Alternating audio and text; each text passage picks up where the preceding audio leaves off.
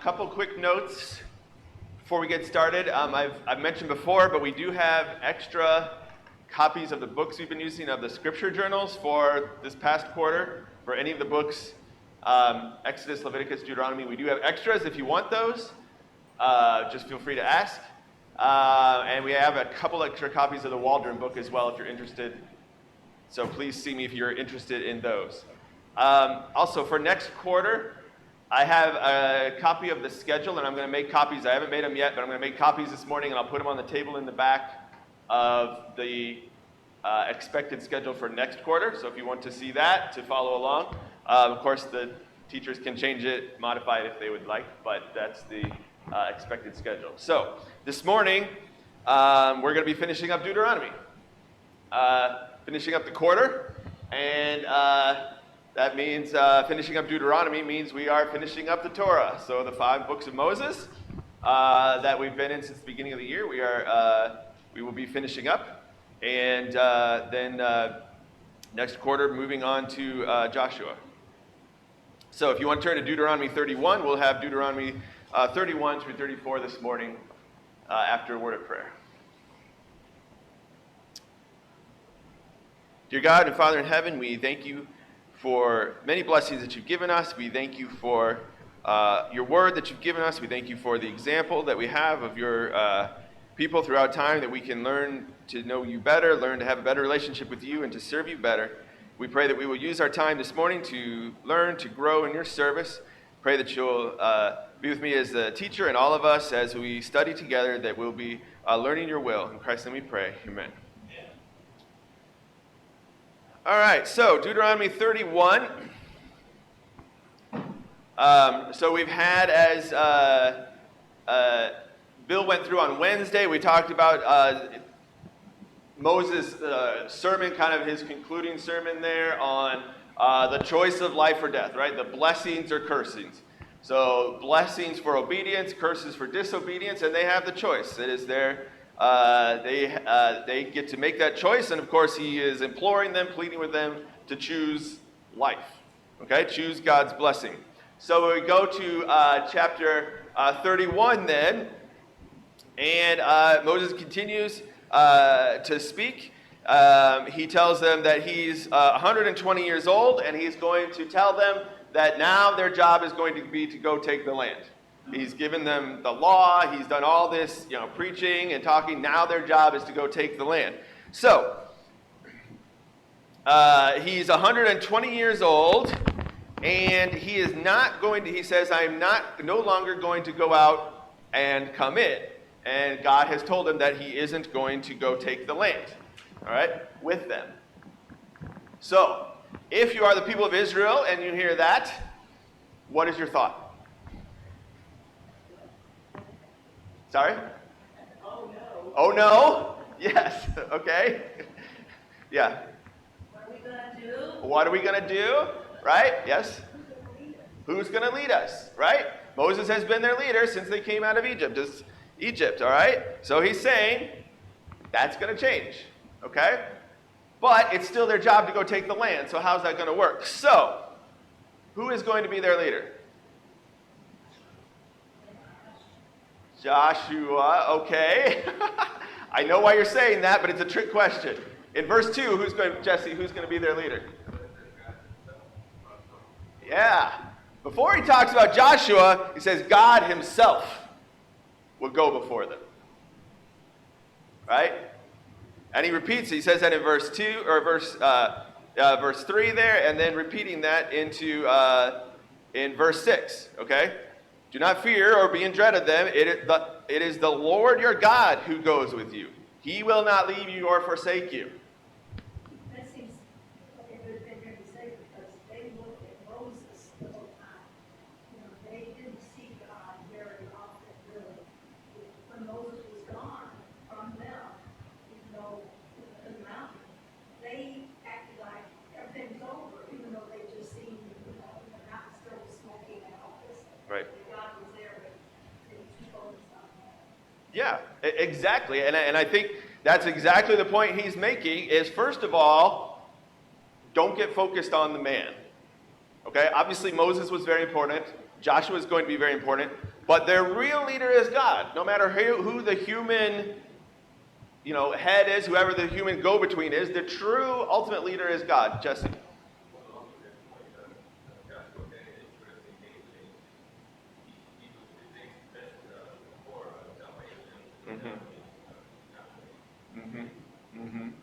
Yeah, exactly. Joshua's name itself is Yahweh saves, right? Not I save you, God saves you, right? So what does he say then? So he says in verse 6, be strong and courageous. Go take the land because God's with you. And he points out, just like God's already defeated Sihon and Og, okay, going back to that concept, he's going to defeat the people on the other side of the river as well, okay? So be strong and courageous. So we think of that phrase, be strong and courageous, as from Joshua, which it is, because it's going to be repeated in Joshua, but it started here and it's repeated several times here as they prepare to go into the land, okay? So then he says Joshua is going to be the next leader after Moses. Joshua is going to be their physical, their human leader. So he tells Joshua then, be strong and courageous. Right? So he tells the people, be strong and courageous, go take the land. And then appointing Joshua as the leader, be strong and courageous. Do not fear, God will not leave you nor forsake you. So God's going to be with them all the time, right? No matter who is the human leader. And that's an important lesson for us, right? Is our confidence in humans or in God? Because it's very easy for us. We have leaders as well, right? Whoever that might be. Certainly the elders, preacher, just maybe someone we respect, the person who baptized us. Were you raising your hand? Yeah. And so we put confidence in those people, but those people will fail. They're human. They sin, okay? And when that happens, then, if our faith is in them, then we can lose our faith, rather than our faith being in God. And so God is the ultimate leader. And that's we always have to keep that in mind, okay? All right, so then in verse 9, he begins this section about the law and this command for there to be a public reading of the law. Okay, so Moses wrote down the law. He gives it to the priests for safekeeping, and he commands that it's supposed to be read periodically. Now, I mentioned kind of at the beginning, we talked about Deuteronomy, and we talked about how Deuteronomy is similar to treaties. To God making a covenant with his people is similar to the treaties of ancient times. In ancient times, it was very normal to have a section on that treaty was supposed to be read publicly. Okay, and so God is doing the same thing here. And so how often is the law supposed to be read publicly? 7 years. Okay, so every 7th year, so specifically the Sabbath year. So we talked about, last Sunday, we talked about the Sabbath year from chapter 15. Part of the Sabbath year was that they were supposed to publicly read the law. And it's supposed to happen at the Feast of Booths. Okay, so the Feast of Booths happened every year, but every 7th year, when you came to the Feast of Booths, you read there was this public reading of the law. All right? Who was supposed to be there when they did that? All the people, okay? All the men? Okay, everybody, all right? So there were 3 feasts of year when all the men were supposed to come at 3 of the feasts annually, but this time, at the 7th year reading of the law, everybody, the men, the women, the children, the sojourners, okay? Because remember, throughout the law, it's talking about the sojourners. If they're living with you, they're supposed to keep the law, okay? So they come and hear the reading of the law as well. And what does it say? Why, verse 12, why, what is the purpose of this public reading of the law? Yeah. I'm sorry? Yeah, to fear God, right? To help them to fear God.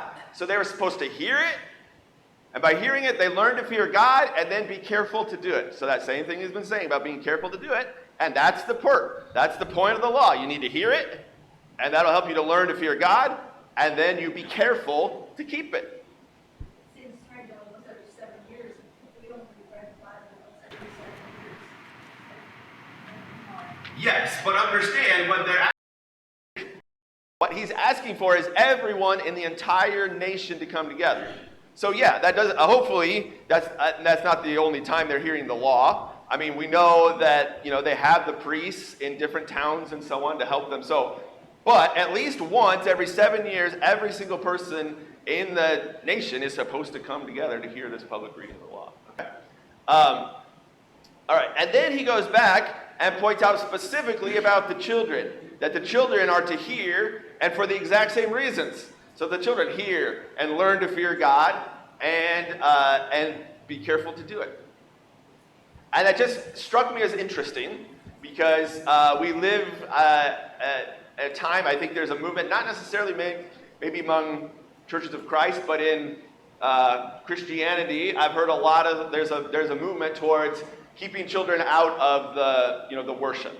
That children go do Sunday school, which basically means they get babysat downstairs for a while the adults worship upstairs, and that's a very popular thing in the denominational world, at least. And I strenuously object to that. Children need to hear the law, and they, when they're little, they're not going to understand. Not when I say the law, the Bible. They need to hear God's word, and they may not understand it all, but they'll pick up what they can understand as they grow, and it's extremely important for them to be there. Okay? Yeah, well, even though he's telling the children to hear, what don't you think the children need to hear because they're the next generation? Yeah. Yeah, and I think exactly. That's the point, is that every 7 years they're going to be hearing it, right? If they follow this, even if people aren't necessarily teaching it every day the way they should, we know they're supposed to be teaching their children every day, right? All the way back to Deuteronomy 6, right? Teaching your children and mind it as, on your what's the word I'm looking for? On your clothes and on your gates and on your house, and right. So they're supposed to be teaching it all the time, but at the very least, those children would hear it every several times before they grew up. Yes. Everybody. Read. You have to read. Yeah. And it's not that hard. It's been estimated that if we read at pulpit speed, we can read the entire Bible in 71 hours, cover to cover. Yes. 71 hours. And divide that by 365, it comes out to 12 minutes a day. Yeah. Yeah. Right. And point is, it's not that hard. But we think of it as very hard. And it's interesting to that point, back in chapter 30, towards the end of that lesson, verses like 11 through 13 there, he talks about that the commandment is not too hard for you. It's not far away. It's not like, I forget the examples he used. It's not in the heavens, like it's not in the sky that you can't get up there and reach it. You have the law, and it's not too hard for you. Right? Yeah, excellent. Okay? All right, so, and then I want to skip down in verses 24 through 29, and we'll come back to the verses there in the middle. But in down in verse 24, Moses had finished writing the words of this law in a book. Okay, so he physically wrote them down in a book, which, by the way, is the book we're reading. Okay, people today try to question whether Moses really wrote it. It specifically says he wrote it. Okay, but he also wrote it in a specific book that was supposed to be kept with the Ark of the Covenant. Okay? So in the tabernacle at this time, with the Ark of the Covenant, it was supposed to be kept there, and he says it's supposed to be kept as a witness against you, against the Israelites. So when they sin, when they do what's wrong, they've got this hard copy book of the law there that's going to be a witness to them, telling them what they're supposed to be doing, and therefore what they're not doing, or what they're doing wrong. All right? There's a specific example of that in 2 Chronicles 34. Anybody remember who that is? What happened in 2 Chronicles 34? Pam? They were redoing the house of God, and when they threw the rubble, they found the book of the law.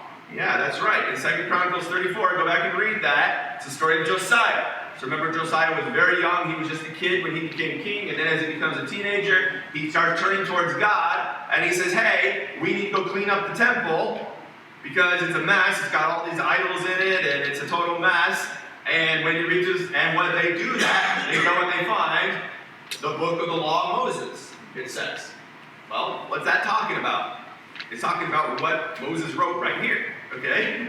And when Josiah reads it or hasn't read to it, then he's upset. And he's panicking because he's like, we're not doing this stuff, and this law contains a whole bunch of curses if we're not doing it. The curses that we just talked about on Wednesday, right? And he's like, we're cursed, we're under a curse because we're not doing this stuff. So the book of the law, at least in that one case, did exactly what it was supposed to do. Okay? So when you go and read that, think about this section. All right, now back up earlier in the chapter, you have, starting in verse 14, then you have God specifically commissioning Joshua. So God appears in the cloud at the tabernacle, as he's done in the past when he has something important, when he needs to talk directly to someone. The cloud appears and fills the tabernacle, representing his presence. And so he calls Moses and Joshua. They go into the tabernacle, and he specifically, then down in verse 23, he specifically commissions Joshua. Okay, so this is something that would have been public, that everyone would have seen, that Joshua is going to be the next leader. God is making that public. And again, verse 23, this repeating of, so be strong and courageous. Okay? In the middle there then, in verse 16 through 18, what does God say to Moses? Generally speaking, Bill. You have to die, and the people are going to follow away. Yeah. They're going to forsake him. You're going to die, and when you do, the people are going to forsake God, they're going to sin, they're going to go into idolatry specifically. So God is saying, this is what's going to happen. All right? So God is, of course, knows the future, and so he's prophesying. I guess God doesn't really prophesy, but God is telling the future that this is what's going to happen. All right? And when that happens, when the people do forsake him, then God's going to forsake them. And trouble's going to come upon them, just like we taught. The curses that we just read are going to come upon them because they're not going to serve me faithfully. Joel? It seems strange that God would tell Moses that it's not exactly encouraging. But they have to think that the only reason we can be taught that is because there are going to be some who are going to be saved. And Moses, I've got Moses book on Hebrews 9 chapter says that they're going to be remnants. So some are going to be saved, and Moses will encourage them. Yeah. Good point, yeah. Well, even here in verse 27, right after Moses was saying, put the book by the ark, it says, for I know how rebellious and stubborn you are. Behold, even today, while I am yet alive with you, you have been rebellious against the Lord. How much more after my death? So he's, God knows, Moses knows, and it's been happening over and over again, so it kind of makes sense. Yeah, exactly. I mean, it's not a very encouraging thing right before you die to be told this, but it's not a surprise to Moses because he's been saying, you've been this way the whole time. And Moses has been the one that's been saving them and dragging them along. And so what's going to happen if Moses isn't even there, right? And it is an interesting point, though, because it is kind of the story. That's people fail. Even God's people fail and sin, and it is very discouraging. And for the leaders of God's people, it can be very discouraging. But I think Joel's point is very important: is you have to stay focused, even if there are people who don't obey, who won't. No matter what you do, no matter what you say, no matter how you write a whole book encouraging them, whatever it is, pleading with them. Some people won't. Maybe a lot of people won't, but you have to stay focused on the people who will, the remnant. That's how it's the remnant. Right. Yeah. So it can be discouraging, but you've got to stay focused that there will be people. Even if it's the few, there will be people. Right? Yeah. You have to think, if humanity of Moses, even for a moment, came out, then you might have thought, well, good, because I had all that trouble with him in the first one. I mean, we have a tendency to think that way, and just because we want to remove just for a moment. Yeah. Well, we see that in a couple places here because he'll say things like, "I'm not going into the land because of you," right? I mean, ultimately he knows it's because he did the wrong thing, but it's because they just kept, tempting him, rebelling, and being, personally rebelling against him over and over and over again. Okay, so God tells them the people are going to sin. So what does God say to do in verse 19? What does God tell Moses to do about this fact that they're going to sin? What? Write a song. Okay, that's an interesting thought. Probably not what we would have expected God to say at that moment, to write a song. Why? Why does God tell him to go write a song? To teach it to the people. Yeah, and teach it to the people. And what's it going to do? It's gonna help them remind them, and they'll learning it, and they'll repeat it. Yeah, remind them. He says it will be a witness for me against the people. So when the people sin, there's going to be this song out there that they know. He says you're going to put it on their heart. You're going to teach it to them. They're going to know it. And it's going to be a witness for me against them. And I love this phrase, it will live unforgotten in the mouths of their offspring. So not just them, but again, this idea of teaching your children, the song is going to teach the children because they're not going to forget it. Why wouldn't they forget a song? Yeah, it's the basic quality of music that it helps us remember stuff. Right? And it's just, I love this purpose of the song, maybe than actually the song itself, because what God is telling us is that God is aware that songs are such an amazing teaching tool. And I saw one time, I don't remember the exact quote, but I saw one time somebody pointed out, he said it was something to the effect of that the songs, that the hymns that we sing over and over again, that we sing hundreds of times, do more teaching than any one sermon you'll ever hear.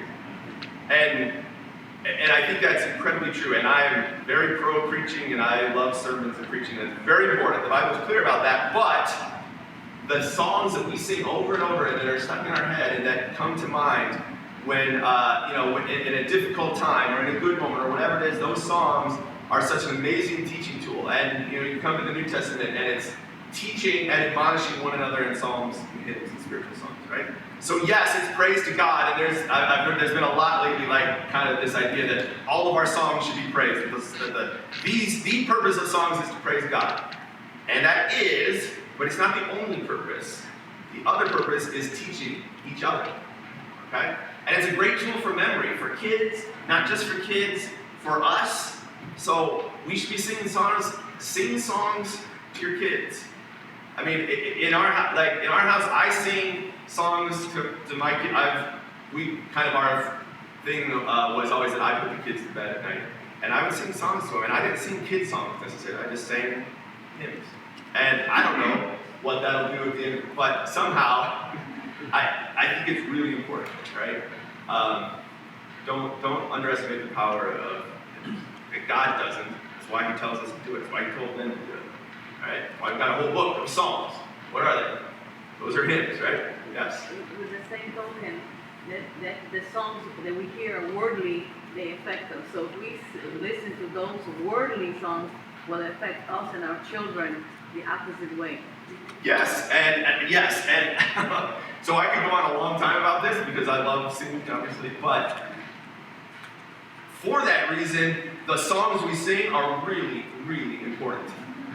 And we shouldn't be singing songs that teach error, right? Because then what are we doing? We're getting that stuck in our head. And we also shouldn't be singing,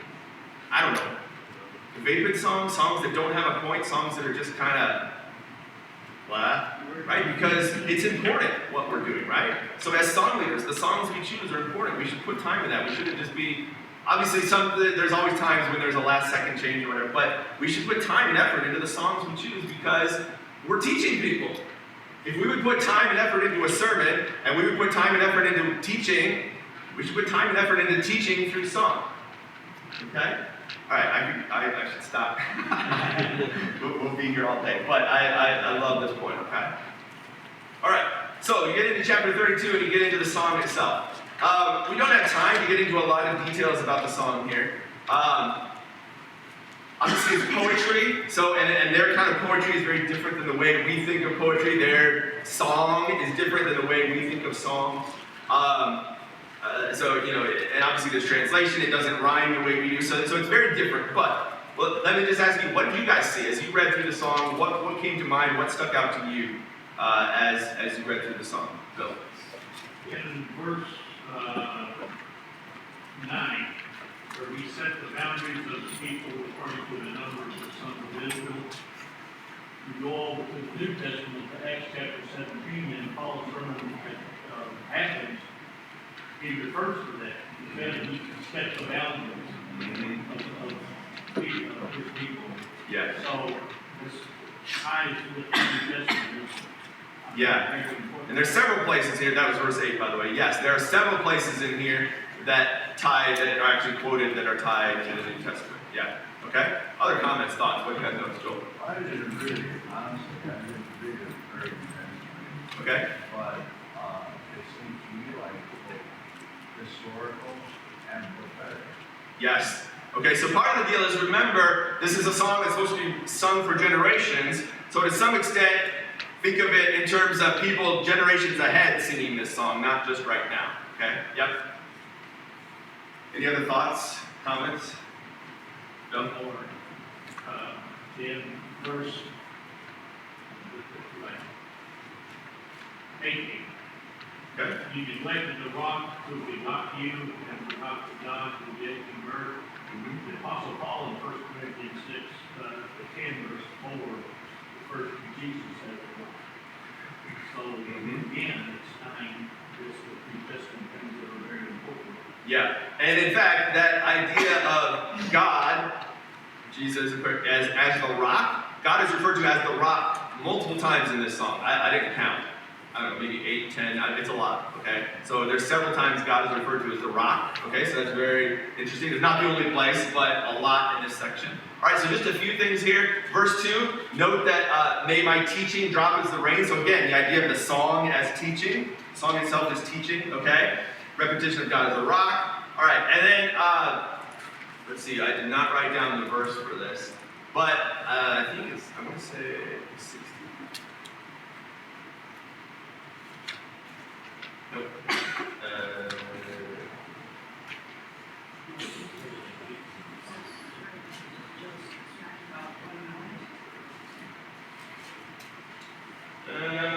No, not exactly. Maybe it's a little earlier. Sorry, I should have written down that. Oh, it's verse 6. Okay. Do you thus repay the Lord, you foolish and senseless people? Okay? So if I could boil down the song to one phrase, that's the phrase, okay? Is this how you repay God, you foolish people? All right, so it talks about how God has blessed them. And you know, how God, all the things that we talk about, like how God has blessed them, has chosen them, but they're repaying Him with evil. They're not faithful to Him, they're sinning, and so he's talking about that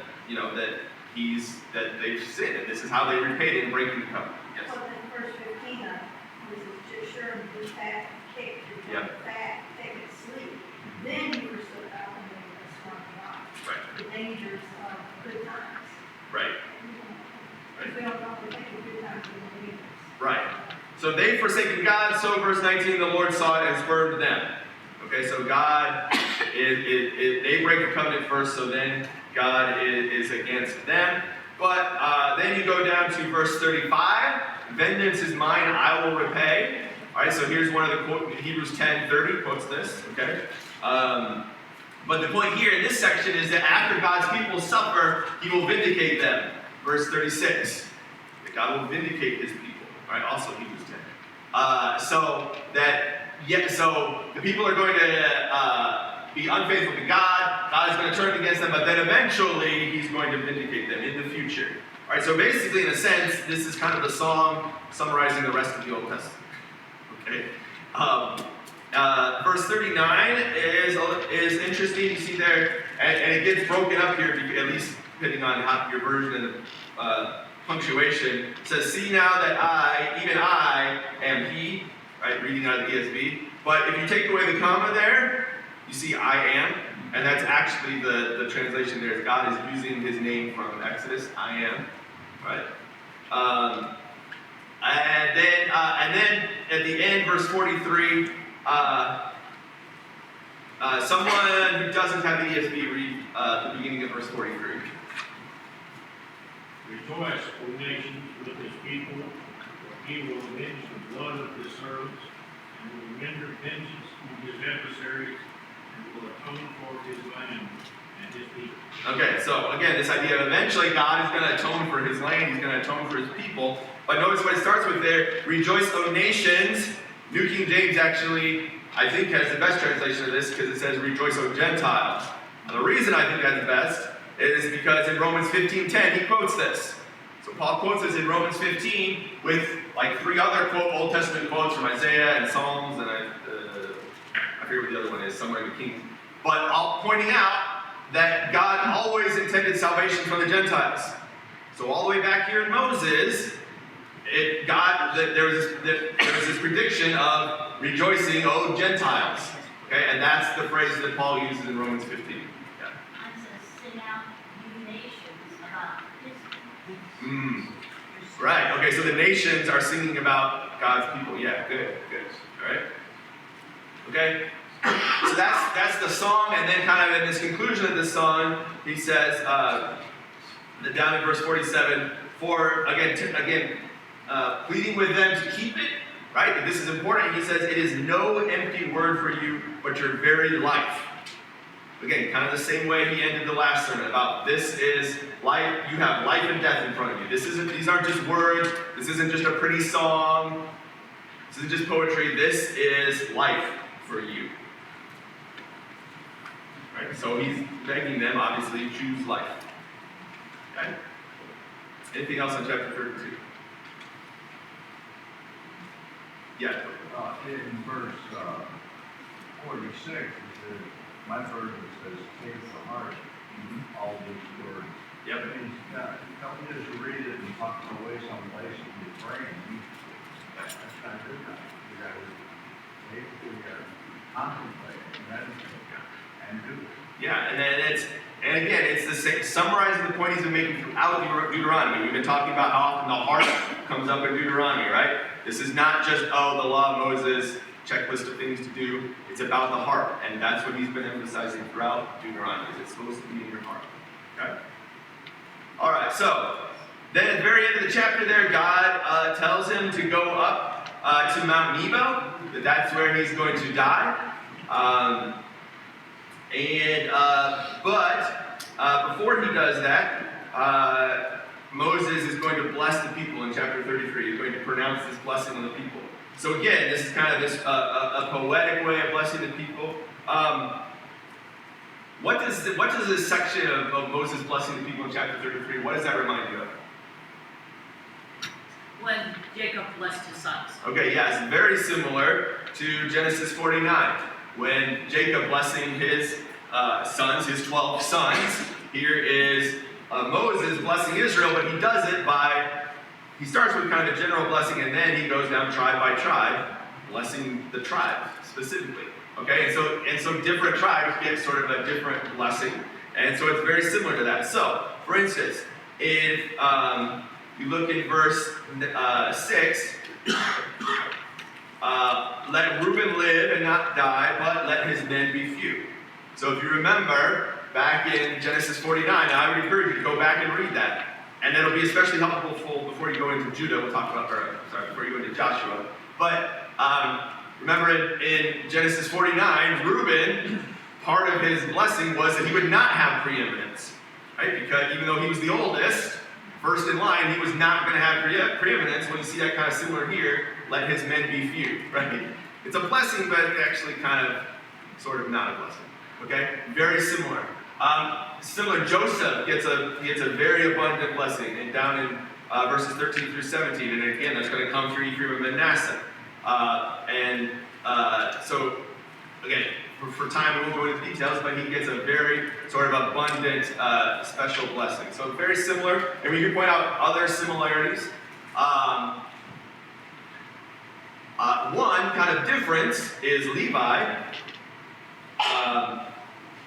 Remember, Levi kind of got cursed back in Genesis 49. Here, though, he's blessed, but notice the blessing is specifically, it talks specifically, give to Levi your Thummim and your Urim, your godly one. Talks about them, verse 10, you shall teach Jacob your rules, and Israel your law, they shall put incense. So again, talking about these things that the priests were in charge of. Right? So the priests were from Levi, and so they're getting this blessing. And remember, we talked about all of that. I guess their fate, their future kind of changed at Mount Sinai when they were the ones who responded to Moses' call after the golden calf. And so then they became the ones who became, the priests came from Levi, so they're getting a blessing there. Now, it also then foreshadows events of Joshua. So we mentioned this when we talked about Genesis 49, and it's that's why I say it's going to be helpful to go back and read that as you go into Joshua, because Jacob's blessings to his sons, and now Moses' blessings to the tribes, though a lot of those concepts carry over that you'll see in Joshua. So for instance, here in chapter 33, there's one tribe missing, Simeon. He's just not there. Well, again, if you remember back in Genesis 49, Simeon was one who was cursed. And when you get to Judah, I keep saying that, when you get to Joshua, Simeon basically doesn't get any land at all. They get a few cities mixed into the tribe of Judah, but they don't get their own land. So because of that curse, you see Simeon just basically kind of disappear. And so they don't even have a blessing here. All right, Dan has a very, very short blessing here. We're going to see a lot of problems with Dan going forward. Naphtali, it talks about possessing the lake. When you get into Joshua, Naphtali is going to possess the land right beside the lake, the Sea of Galilee. Okay. All right. So again, probably a lot we can say. I think it's helpful to go and look at those, especially as you think about Joshua. But then he concludes, "Happy are you, O Israel, who is like you?" This concept he's had already. Who is like you? Who has the blessings that you have? Who has a God as great as you? Who has a law as great as the law you've been given? And so they should be blessed. They should be happy.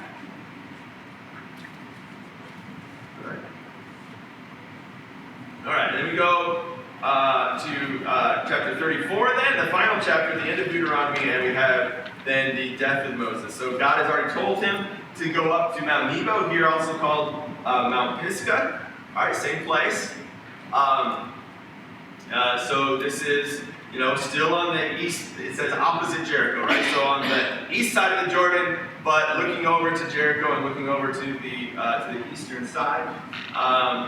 And we're told there that the Lord shows him all the land. And it describes all the land that it shows him. And it's like everything. It talks about being as far as Dan, which is way, way up north. And Gilead and Naphtali and Ephraim and Manasseh, all the land of Judah, all the way as far as the western sea. In other words, the Mediterranean. Okay? The Negev, which is the far south.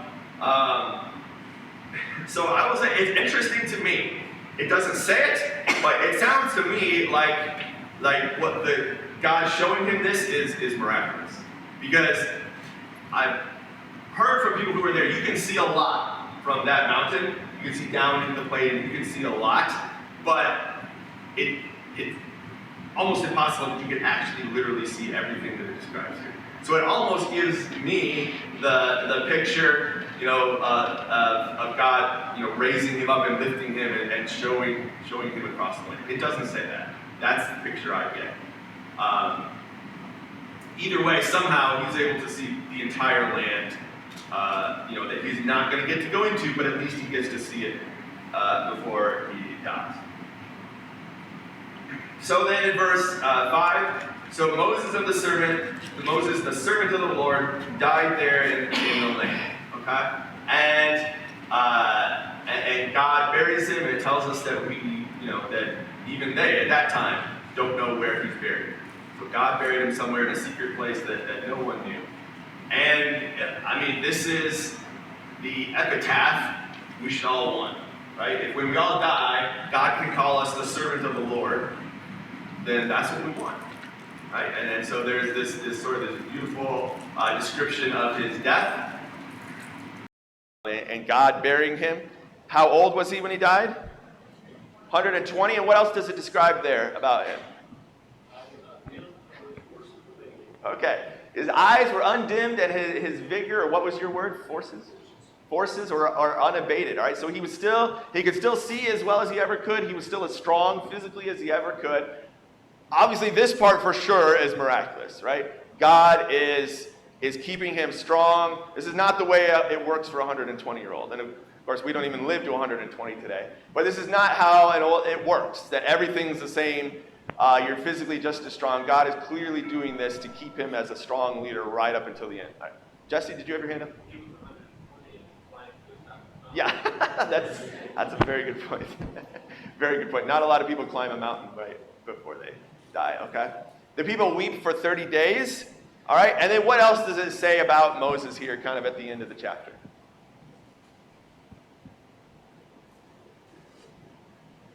Yes. Since that time, no prophet has risen before like Moses. Yeah, there was no prophet like Moses ever since. And I think we see that borne out. Of course, we don't know exactly, how long that's referring to, but there are some great prophets, but there's nobody who's as much is written about as Moses and does amazing things. It talks about who the Lord knew face to face. We see that relationship, direct relationship between Moses and God that we've talked about. All the mighty power and great deeds of terror that he did for first in Egypt and then for the people. So I asked you guys to think about, we've spent basically 6 months here with the life of Moses. As fast as we're going, it's taken us 6 months spending on the life of Moses. What have you learned? What have you... this is a picture, by the way, taken from Mount Pisgah, looking towards the west, okay? So this is basically sort of a view that Moses, of course it's a picture, right? So it's not good, but you can see all the way down here to what would be the south. You can see the north end of the Dead Sea there, and then probably can't see it very well, but the Jordan River running through there, and then all the way across, and you can kind of see the mountain range off in the distance. So just interesting. You can find a lot of pictures of that if you just Google it. It's hard to get a clear picture, though. Anyway, so I asked you guys to think about what are some of the lessons that you've learned from the characters of Moses, from not just from the whole time. Yes? That we need to be more patient and look for, and not then beg God that we can get there and pray for him with us and everything, and we should never give up. Okay. Good. All right. His patience, his perseverance, amazing. Yes. Good. What else? Jesse.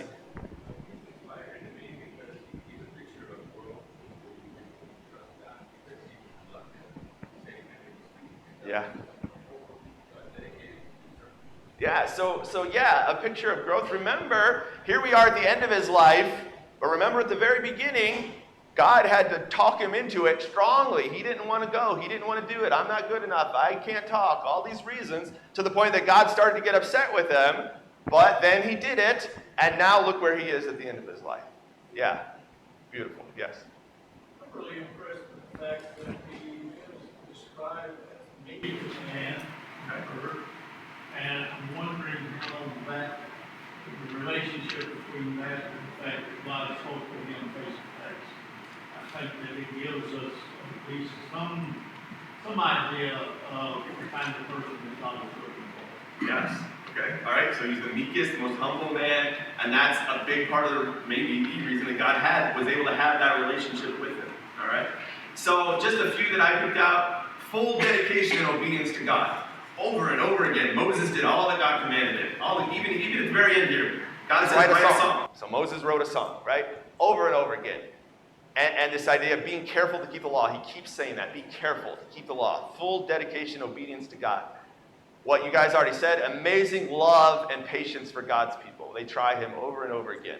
Like the true definition of a shepherd, right? That's what he started out as. And then, he is a full example of a shepherd.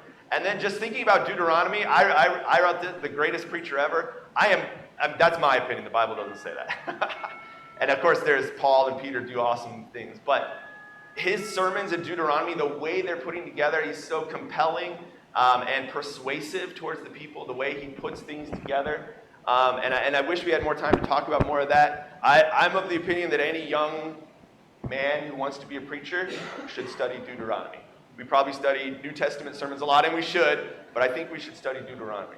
So that's just a side point, okay? All right, so our time is up. So just for today, the power of hymns, we talked about that God sees the power of hymns. We should recognize the power of hymns. We need more Moses today. We need leaders. We need leaders who show patience and, full and dedication to God. We need more of that today. And for now on, leadership is on to Joshua.